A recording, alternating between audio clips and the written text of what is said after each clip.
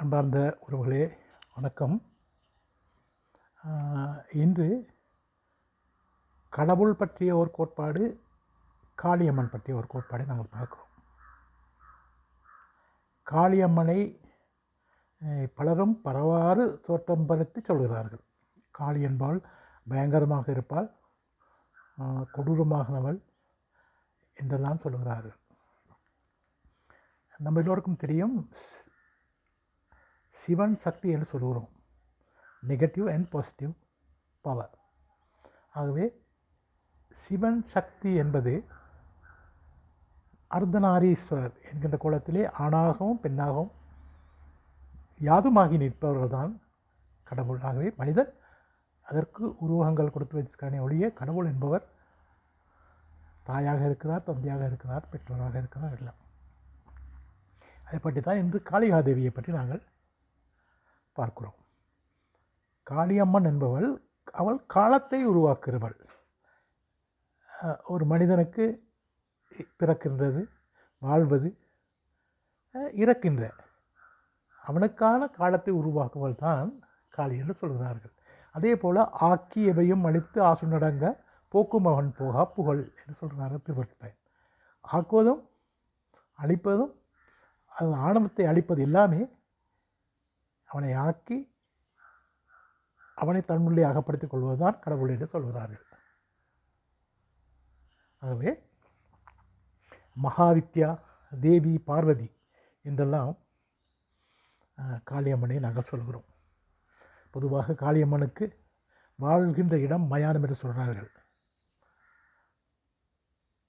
முடிசூடி ஆண்ட மாமன்னர் கூட முடிவிலோர் பிடிசாம்பல் ஆபதிக்கே சொல்கிறார்கள். ஆகவே மயானம் தான் சங்கமிக்கிற இடம். எல்லா உயிர்களும், பிறந்த உயிர்கள் அத்தனையும் அங்கே வந்து கூடுகின்ற இடம்தான் மயானம் என்று சொல்கிறது போல அங்கே தான் அவள் சஞ்சரிக்கிறார் என்று சொல்கிறார்.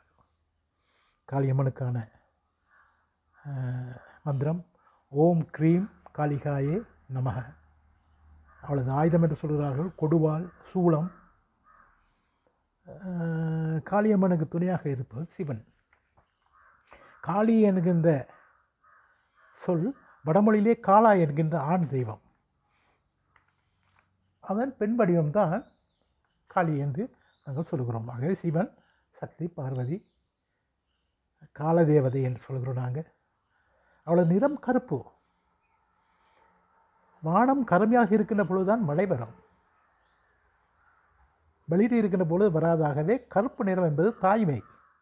எப்பொழுதுமே ஜீவனங்களுக்கு உணவூட்டுகின்ற, உணவளிக்கின்ற அந்த தன்மையினாலே தான் காளியம்மனை கருநிறம காளி என்று சொல்கிறோம். கருமை தான் உண்மையிலேயே வாழ வைக்கும். மனிதனுக்கு தேவையான அத்தனை புல், பூண்டு, கொடி, செடி, மரங்கள், ஜீவன்கள் எல்லாமே வாழ்வதற்கு புனிதமானது இந்த கரிய நிறம் என்று சொல்கிறோம். நாம் காலத்தை கட்டுப்படுத்துகிற தான் காலத்தை கட்டுப்படுத்தா, இவனுக்கு இவ்வளவு தான், இவளுக்கு இவ்வளவு தான் என்று கட்டுப்படுத்துகின்ற தெய்வம். இந்த காளியம்மன் வந்து தாய் என்பவள் அன்பாக இருக்கிறாள், கோபமாக இருக்கிறாள், கடுங்கோபமாக இருக்கிறாள். அவளுக்கு விரக்தி வருகின்றது. தனது குழந்தைகளை ஒரு துன்புறுத்த பொழுது அவள் கடுமையானவளாக மாறுவாள். இதைத்தான் கடவுள் தாய் சில காலங்களில் செய்கிறார். பொதுவாக கெட்ட அசுரன் ஒருவன் இந்த மக்களை துன்பப்படுத்திய பொழுது பார்வதி தாய் அவனை கொள்ளுகின்ற பொழுது அவனது இரத்தம் பூமியிலே சிந்தினால்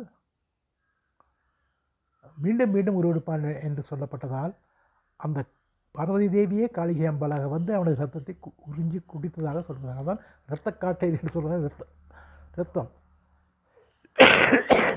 ஆகவே குழந்தைகளை காப்பதற்காக, அவ்வாறு உயிர்களை காப்பதற்காகவே தனது உயிரையும் துச்சமாக மதித்து, தனது சந்தோஷத்தை மதித்து அந்த சுரனது இரத்தத்தை குடித்தது. அதைத்தான் நாங்கள் பார்க்க வேண்டும். தனது குழந்தைகளை காப்பதற்காக தாய் எந்த கட்டத்துக்கும் போவாள், தன் உயிரையும் கொடுப்பதற்கு. அதைத்தான் அவன் சொல்கிறார்கள். 8 வகையான காளிகள் சொல்கிறார்கள். கருங்காளி, பத்ரகாளி, சண்டியம்மன், அங்காளம்மன், தட்டத்தி அம்மன், பரமேஸ்வரி, வீரகாளி, அறமளத்த தாய், வீரகாளி. பொதுவாக எப்பொழுதுமே ஊருக்கு வெளியே இருப்பார். முத்தாரம்மன், தசரா திருவிழா என்று ஊர் மக்கள் திரண்டு வந்து அந்த விழா எடுத்து கொண்டாடுவார்கள். ஆகவே காளி என்பவள் காலத்தை வென்றவள், காலத்தை நமக்கு ஆக்கி தருபவள்.